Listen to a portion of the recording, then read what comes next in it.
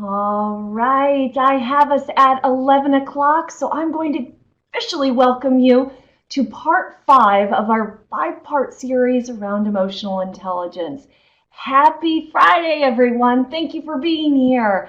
I'm delighted to see so many names of folks who have joined us most of the series, if not all. Thank you for being here each week. And for those of you who are new, welcome. So glad that you decided to carve out some time for us today.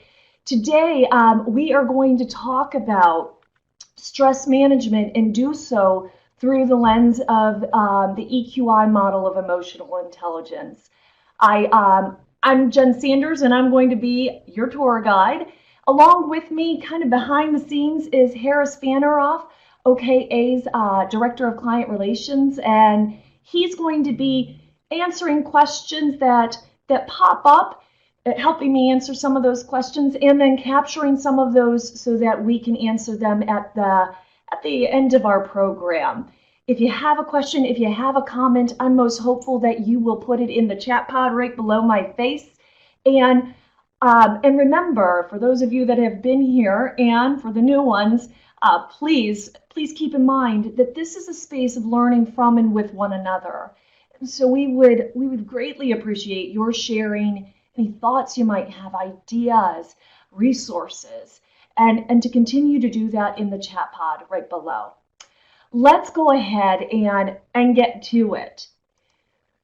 We again are going to take a look at the stress management composite, and we're going to do so through that EQI model of emotional intelligence.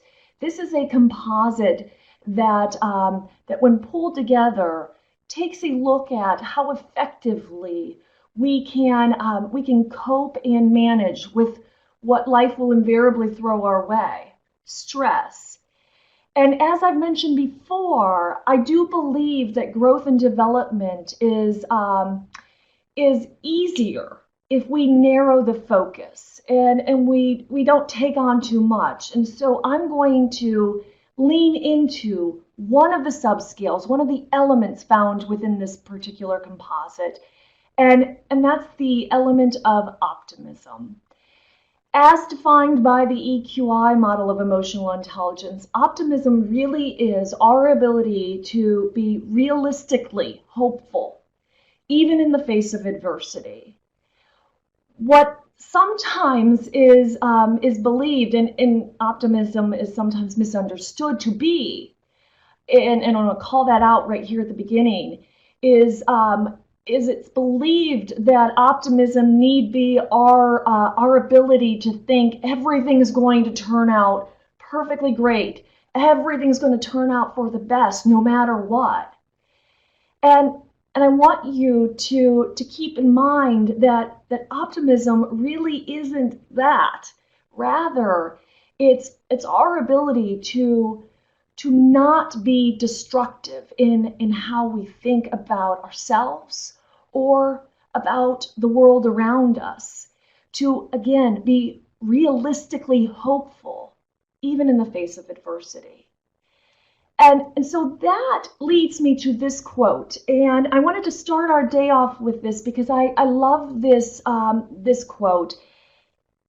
It is something that my kids, who are now in high school, when they were in middle school, their principal would say at the end of every morning announcement, she would get on the PA system, and after making the announcements, she would end the day with this quote: "Make today great or not.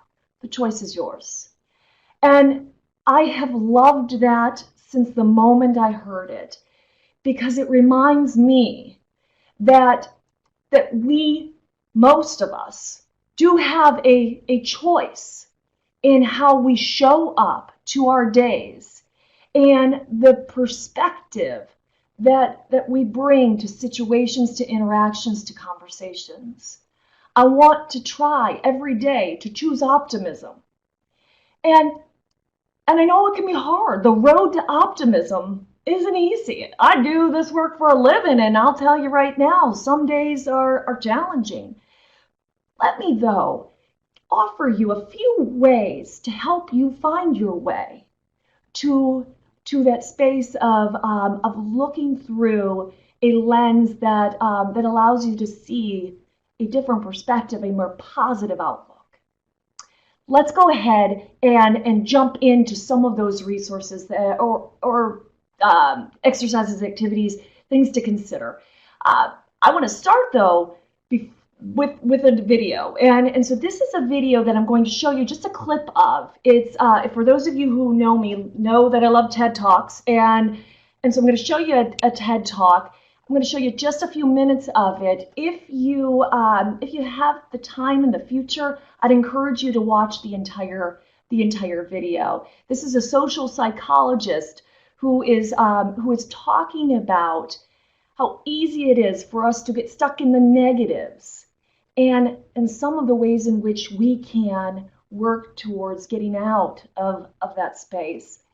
I want to play the video, which means I'm going to change the layout. There's no technology problems happening. The audio will come through your speakers. It should play in the platform. If it does not for any reason, what you'll find at the bottom of the video pod is a link that if you clicked, it will open in another browser, and you could watch that video through that browser. We're going to start at minute 7:18 for those of you that might need to go to the browser. All right, let's go ahead and get to it.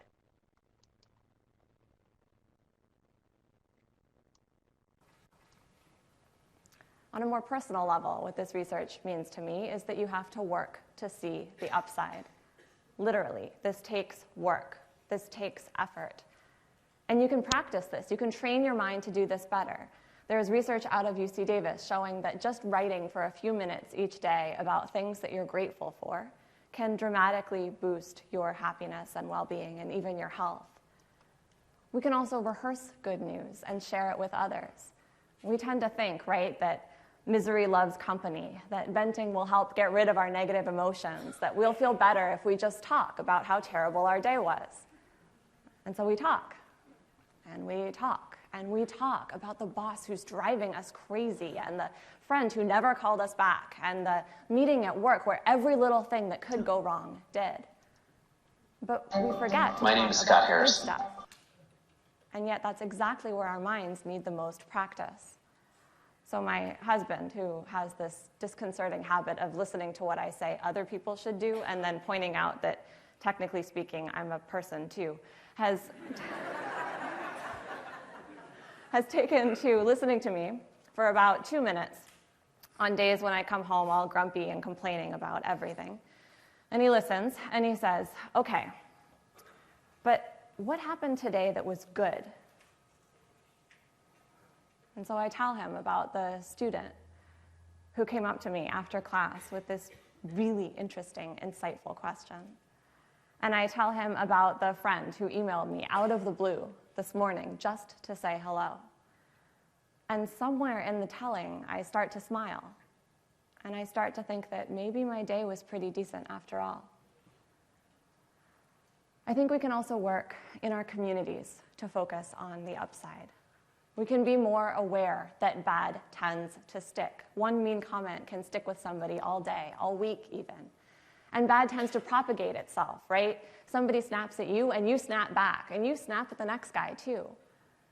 But what if the next time somebody snapped at you, you forgave them?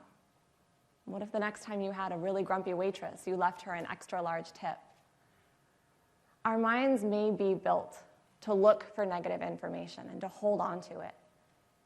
But we can also retrain our minds if we put some effort into it and start to see that the glass may be a little more full than we initially thought. Thank you.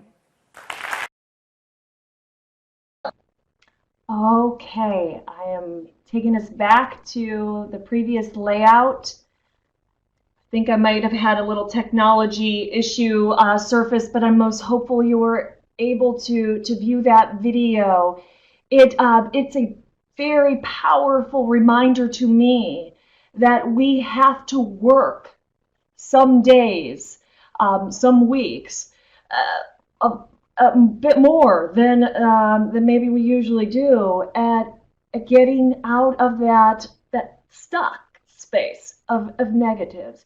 And so thank you, Bethany. I'm glad that worked.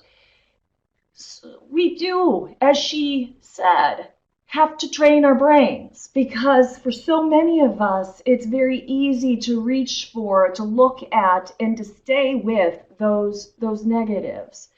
And so I want to talk to you about how we can train for it.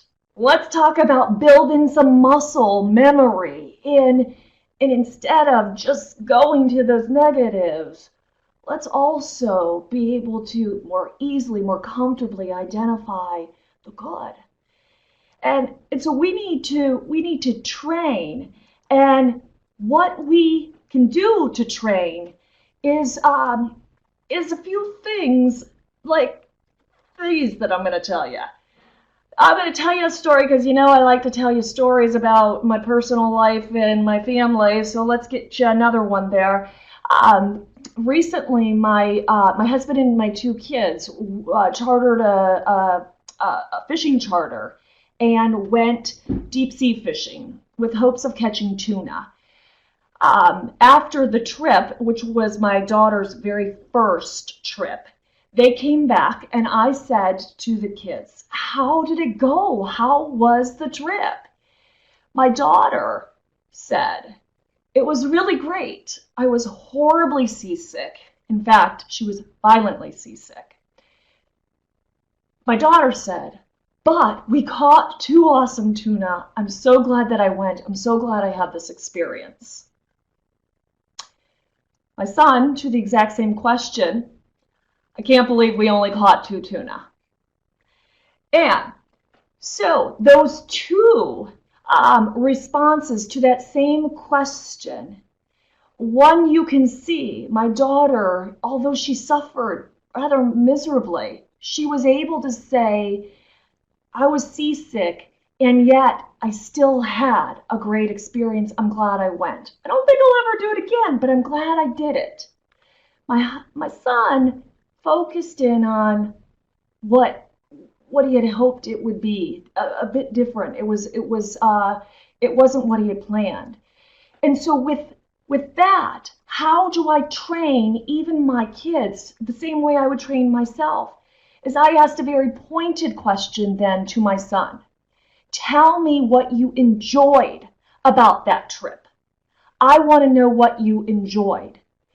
Because when we look at life, when we look at situations, conversations, interactions, it doesn't have to be an either or, a good or bad. It can be a both space. It can be an and space. I'm not asking my son to put rose-colored glasses on and see rainbows and sunshines and unicorns always. I'm asking for him to see that there is still some good that can come from expectations not being met. And so I want to know what those are. Similarly, in our family, we try to use these questions. I do, my husband does, my kids still don't love it, but they play along. I ask very pointedly, what or who made you smile today? What or who made you laugh? I know sometimes they go to school and it's a crappy day. It's not a great day. But I guarantee you, every day someone or something made them laugh or smile. So I want to know what that is. Training their brain to look for those things. Similarly, there's an exercise that I like to use and offer to even my clients. The rose, thorn, bud exercise. It's a reflective exercise that allows us to see when you look at a rose bush, there's oftentimes roses and thorns and buds.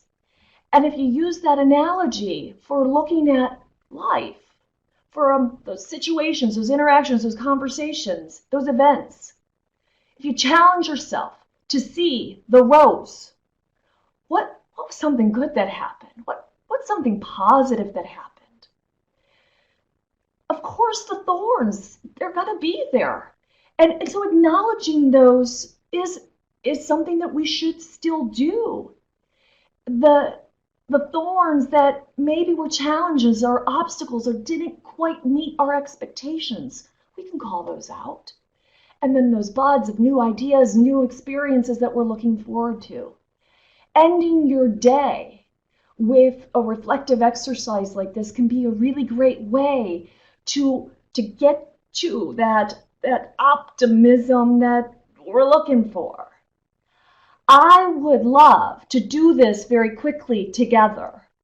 And what I would love to do is I'm pulling a box here in the center of the screen because I want each of you to help one another identify the roses that may exist even when looking at this really challenging time that we have been through. This pandemic, the quarantine, the sheltering in place, the losses that have been so huge. Those thorns are real, and we need to acknowledge them. And I'm most hopeful that you can shine a light on some of the good that may have come out of this. I love it. I'm seeing so many things. Yes, yes, yes, friends. The roses are clearer air, more time with my fiance. I'm employed still. Time to pause and reflect. Yes, yes, yes. Corey says spending out time outdoors. Yeah, if you were with me last week, I built a patio. I would never have had time to do that.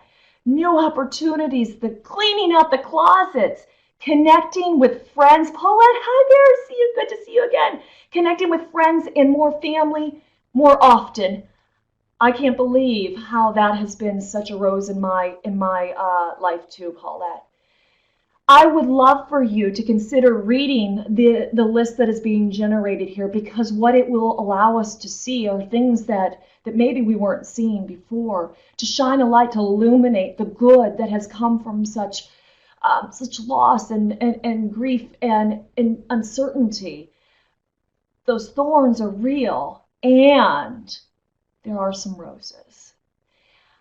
I love it. Please continue to keep those coming if you have anything there. I want to move us, though, to a couple of other resources that I'd like to share with you. Some of these you may have heard, some of these perhaps not. I'm going to move this rose box just off to the side a little bit here so that we can keep those coming. Let me just make some adjustments. And so keep that coming, please. It's just smaller. Here's a resource to help you really look for and train for that positive, finding the positive, looking for the good. The 5-minute journal, if you're not familiar with it, it's available hard copy. Also, it is available as an app, $4.99 through the App Store. I love it. It is rooted in the practicing of gratitude, which has lots of research around the power of gratitude and the way in which it affects us, our ability to be more optimistic and to be happier, increased sense of well-being. So if you've not heard of it, it's a great reflective journal, just like this rose and thorn exercise. It's very similar. You might want to look into that. The second thing I want to encourage you to do is to consider identifying your barriers to finding that positive outlook, to being optimistic. Are there patterns that you might see, that there are obstacles that get in your way and prevent you from really seeing what could be and that positive, hopeful attitude that you might be able to bring. And so the identification of the barriers allows you to get to the root of what might be going on. And so I've put up a few that I've identified for myself. I know that there have been people in my world, relationships that I have had that were toxic. And that being around those people actually prevented me from having a really positive outlook on moving forward. And so that was a good way to see, well, how might I make some changes here? What might those changes be? For me, overcommitting, saying yes to things I should not say yes to, just because I want to help. I do so much want to help. And when I say yes and overcommit, it leads to my being stressed and my being unable to see that things are going to be okay.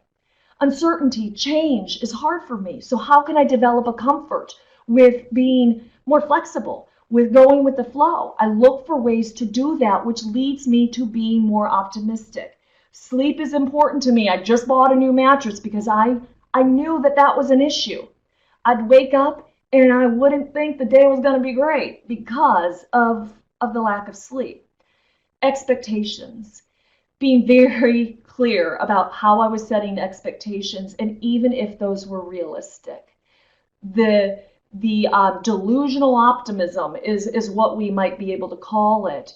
It's a thing.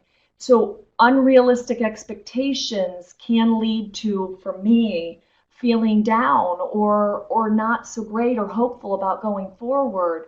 And so I need to make sure I temper those expectations.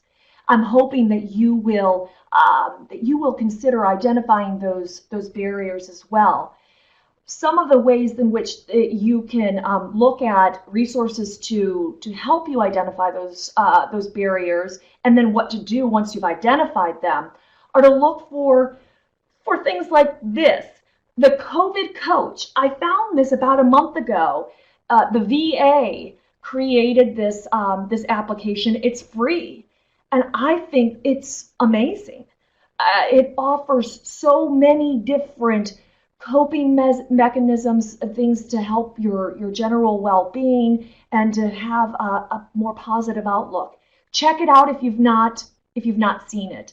The COVID Coach is a great app to help you, once you've identified those barriers, move forward.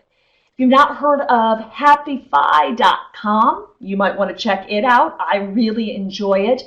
It has lots of good stuff that is free, and it has some paid subscriptions, so you could check those out. For those of you who are coaches or consultants, practitioners, you will find things on the site to even offer to your clients in a lot of different spaces. So I use the articles and the videos that they have even within my client work. So check out happify.com.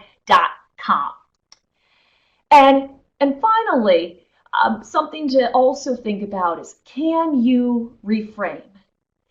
When life is handed to you, when a situation, a conversation, an interaction surfaces, an event happens, are you able to reframe it? And so we can't always control what happens, but what we can try to control is our perspective on what is happening. This is an example for me of the reframing. I live in the DC metro area, and I have to do a lot of commuting, and this is my reality much of the time. And I would get so down and so negative because, I can't believe I got to sit in this, and And my husband gently nudged me to see that I could reframe what invariably was going to happen each time I had to go to a client. And so he challenged me to see the other side. And the other side of my actually being stuck in that stinking traffic is that I have listened to so many amazing audiobooks. Oh my goodness, so many powerful reads that I've had. And I'm happy about that. I like that. I wouldn't actually have had the opportunity had I not been stuck in traffic. Similarly to what even Paulette said about the rows during the pandemic, the connecting with friends and family. When I'm stuck in traffic, I'm able to make calls, have conversations that I likely would not have. That's the reframing. I needed my husband, though, to help gently nudge me to see that. A couple of models that will help you do that reframing. You've heard this a couple of different times in the series. The ABCDE model by Dr. Ellis. You're taking a look at that trigger or that activating event and then walking through these steps, challenging you to debate, to dispute, to examine and explore some of what you're feeling and why you might be feeling that way. And then allowing you an opportunity to shift that feeling. If you haven't heard of it, if you haven't checked it out, I would recommend you do so. Another great book for the reframing is, if you've not read it, Change Your Questions, Change Your Life. It is actually a really great read, and this book is really about how we can change our mindset, change our perspective, if we ask ourselves questions differently than maybe we're asking. So I would encourage you to check that out as well. And the very last thing I'm going to leave you with is this. I said the last one was the last one. I was a liar face. Here's the last one.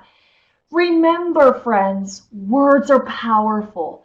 Words can have a powerful negative implication on the way we feel. So choose them carefully. Though I challenge myself to not do this, I can do this. Language like, oh, what a disaster. That was awful. That was a nightmare. Nothing ever works out for me. Oh, that will never work.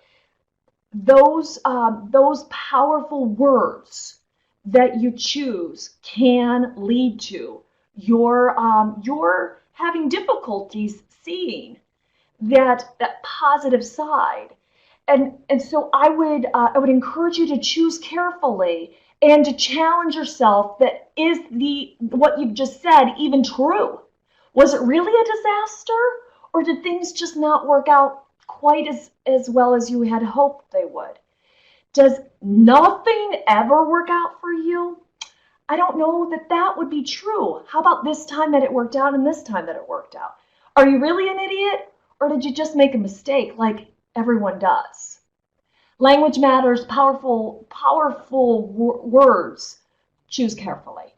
All right, I ran my mouth a lot this time. I love talking to y'all. I'm so excited to be with you every week, and I'm sad that the series is coming to an end, and hopeful that our paths are going to cross again going forward. I want to keep you here with me if you're willing to stay, if you can stay beyond for the next few minutes and then a little bit thereafter. Happy to stay so that we can get some questions and answers. I would also love if you took a look at the pod that I've just moved into the screen, resources. Each week I've been asking y'all to share resources, ideas, points of reflection, exercises, activities. How do you help others or yourself put on that lens where you can see more positively, even in the face of adversity? Are there any books, any TED Talks, anything that you would add? Over there to the left is the resource box. As that's being populated, I will remind you that we would love for you to connect with us. So at the bottom, I got a lot going on, I know that, but I want to cram as much as I can while I have you for a little while. Connect with us through LinkedIn, through our newsletter. If you're interested in EQI certification, we would love to have you consider coming to OKA. We have some advanced EQI classes. Maybe you're interested in taking your EQI certification to the next level. We'd be really happy if you consider joining us for those. And I want to also call out that Harris Vanneroff, my colleague, has put these series together. It's his great idea, and I'm so grateful he had the idea. And these will continue. There will be additional free webinars coming your way in a few weeks So be on the lookout for those. We would love to continue to have you join us. I threw a lot out at you, and now I would love to answer any questions that you might have. I know Harris has been answering some of those questions, and so let's see if Harris, did any of those questions get captured or not? Let me pull the Q&A box so I can grab some here. Okay, so they're good. I even have something similar to what's going on here. If you have any questions, if you're able to stay, then let's take on some questions.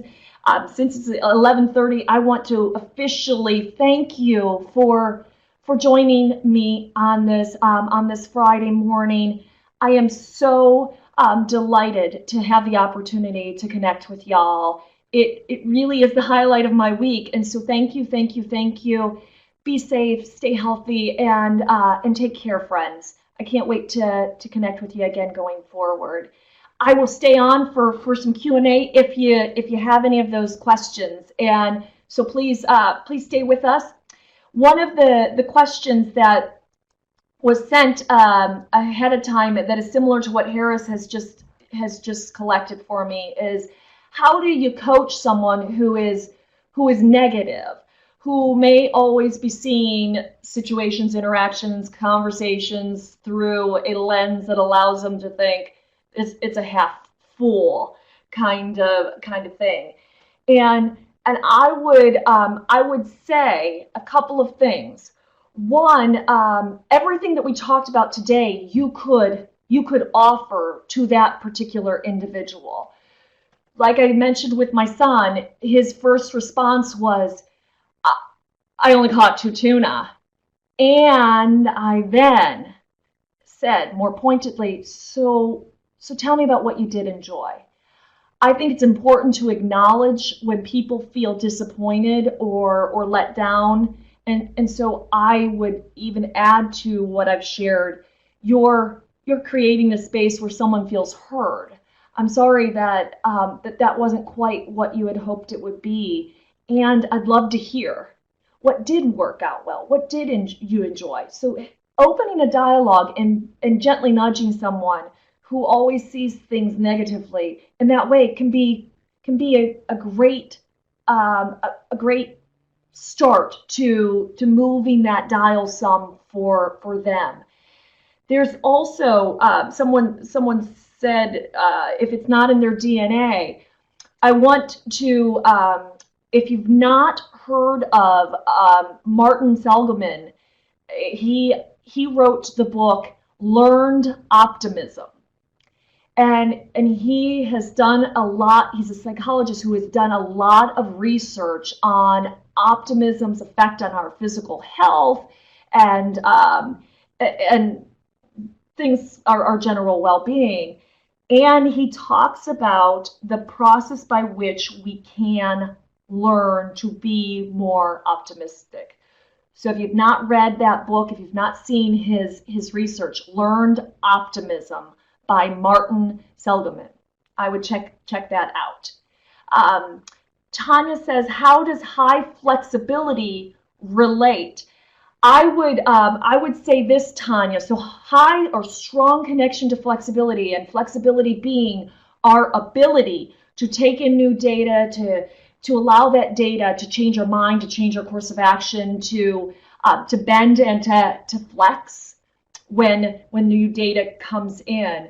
I would argue that flexibility, when it's strong, can most definitely have a positive effect on our optimism, because our ability to take in new data, new ideas, new perspectives, to see things differently and allow that new information to change our mind, to change our course of action, to change our opinion and perspective, that's what flexibility is, can certainly affect that optimism space, because we talked so much about reframing and changing our perspective.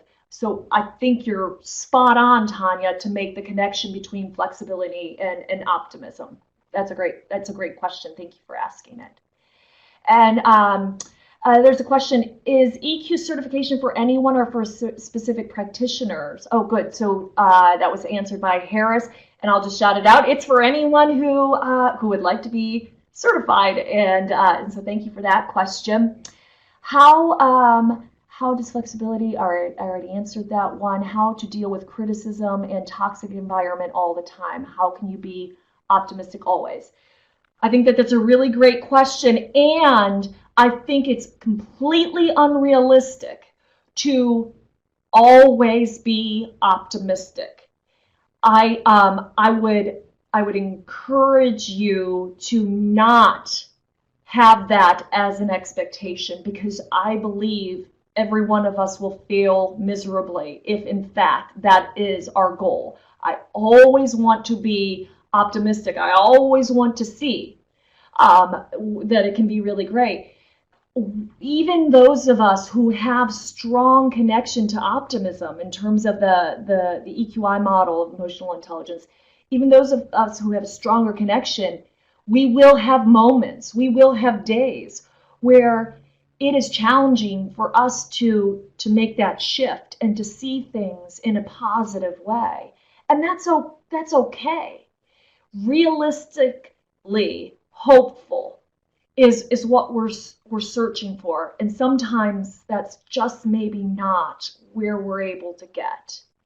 And especially in the face of toxicity, like you're saying, in terms of an environment or criticism, I would call out that there are times when we cannot change what is happening to us. If an environment is a culture is so toxic, and we have done all that we believe we can do, we then have to ask ourselves, at what expense does this come if I stay? And is that price too high? I know that's a kind of a squishy answer, but sometimes that's what we're facing. What are your thoughts on all the fear of going back to work? Yeah, it's a thing, and so my thoughts are this: I think it's a mistake to try to push that fear down, those feelings of angst, to push them down, to ignore them, to say that I shouldn't be feeling these things. You know, Bob over there and Sally, they don't feel those things that I'm feeling. It's a mistake. Own it, acknowledge it, and when we do, we can tame it, name it, tame it, claim it, reframe it. And so I would say that for those of us who are feeling those fears, the first step is to acknowledge it, to own it. And I would then move to really scrutinizing, evaluating what it is we are fearful of. Can we, because fear is such a big word, can we break that down? What is the root of the fear?